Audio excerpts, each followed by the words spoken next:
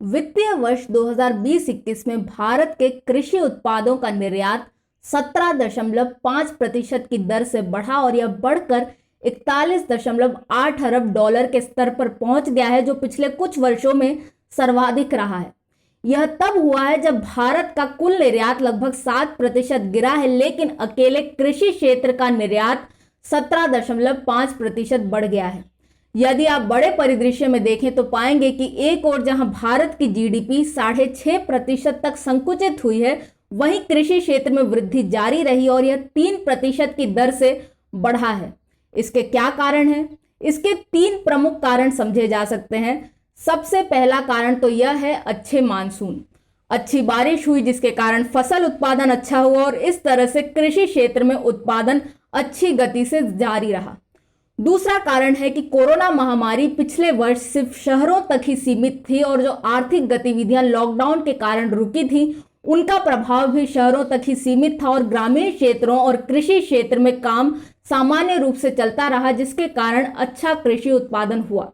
और तीसरा कारण जो इसके लिए जिम्मेदार है कि क्यों अंतर्राष्ट्रीय बाजार में भारत इतनी मात्रा में निर्यात कर सका, तो वह है कि अंतर्राष्ट्रीय मूल्यों में वृद्धि, और इसी कारण से भारत के मूल्य जो सामान्य स्तर पर अंतर्राष्ट्रीय मूल्य से अधिक रहते हैं, वह उसी के स्तर पर आ गए, जिसके कारण भारत निर्यात कर सका। सामान्य रूप से ऐसा देखने को मिलता है कि भारत में भले ही उत्पादन ज्यादा होता है, लेकिन दूसरे देशों की दर कम रहती है, जिसके कारण दूसरे देश वह अवसर ले लेते हैं निर्यात करने का और भारत की वस्तुएं निर्यात में पीछे रह जाती है। लेकिन अब United Nations Food and Agriculture Organization के डाटा के अनुसार पिछले 83 माहों में खाद्य सामग्रियों की मुद्रास्फीति सर्वाधिक है, क्योंकि कोविड के कारण सभी देश प्रभावित हुए थे और इस तरह से खाद्य सामग्रियों की दर बढ़ी थी और इसी कारण से अंतर्राष्ट्रीय स्तर पर भी यह दर बढ़ी है।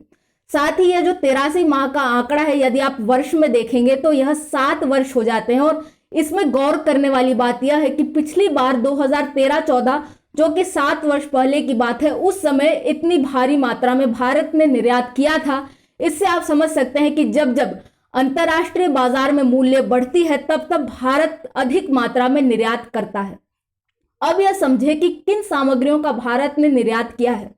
सबसे पहले मैं आपको बता दूं कि भारत अब विश्व में सबसे बड़ा चावल का निर्यातक बन गया है, जहां इसने 4.8 अरब डॉलर का नॉन बासमती चावल और 4 अरब डॉलर के बासमती चावल का निर्यात किया है। यदि आप इसकी दर देखें, मैं जो 74 रुपए और डॉलर का जो रेशियो रहा था वह औसत रूप से रहा था, तो मैं 74 के आंकड़े को लेकर ही इन्हें रूपांतरित करूंगी। तो यदि आप चावल की दर देखें तो $360 की दर पर 25% टूटा हुआ व्हाइट चावल बिका था अंतर्राष्ट्रीय बाजार में। यदि आप इसे रुपए में रूपांतरित करें तो यह 2600 के आसपास आता है।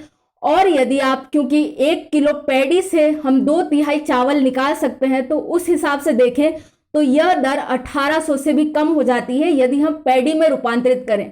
वहीं भारत सरकार जो पैडी के लिए एमएसपी निकालती है, वह 2 दरों में निकालती है।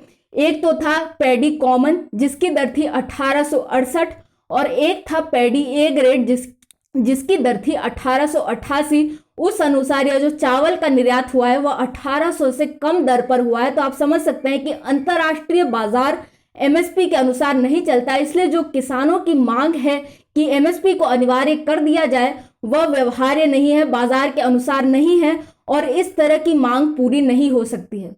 साथ ही जो दूसरा चावल का निर्यात हुआ वह $370 की दर पर हुआ। यह था 5% टूटा हुआ बॉइल्ड चावल और फिर से यदि आप इसकी रेट को रूपांतरित करें तो यह 2700 के आसपास आता है और पैडी में करें तो यह 1830 के आसपास आता है और यह भी एमएसपी से कम ही है।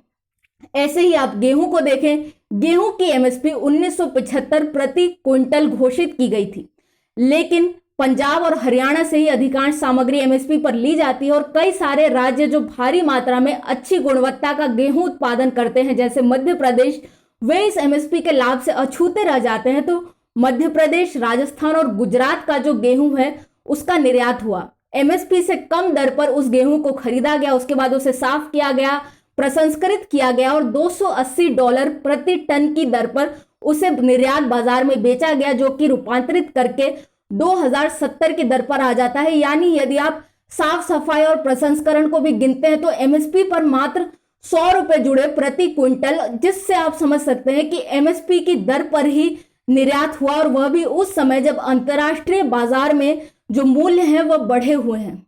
ऐसे में भारत ने दूसरी चीजों का भी निर्यात किया जो कि एमएसपी की श्रेणी में नहीं आते, जैसे मसाले, फल, सब्जियां, साथ ही कपास, शुगर, इन चीजों का भी उत्पादन का निर्यात किया गया। और इस तरह से इस वीडियो में मेरा उद्देश्य सिर्फ यह बताना था कि अंतर्राष्ट्रीय बाजार भारत के एमएसपी के हिसाब से नहीं चलते, ना ही एमएसपी बाजार के अनुकूल है, न ही इसे अनिवार्य किया जा सकता है। और इस तरह जो किसान अभी भी एमएसपी की मांग के लिए कोविड महामारी के बीच में भी आंदोलन कर रहे हैं, उन्हें लौट जाना चाहिए। उन्हें ऐसी मांगे करनी चाहिए जो तर्क संगत हो। यदि वे अपनी आय बढ़ाना चाहते हैं तो उन्हें तकनीकों का उपयोग करना चाहिए, कुछ नवोन्मेष करना चाहिए, लेकिन इस तरह के आंदोलन और इस तरह की अतार्किक मांगों से कोई हल नहीं निकलने वाला। मैं हूं निष्ठा अनुश्री, देखते रहे स्वराज्य।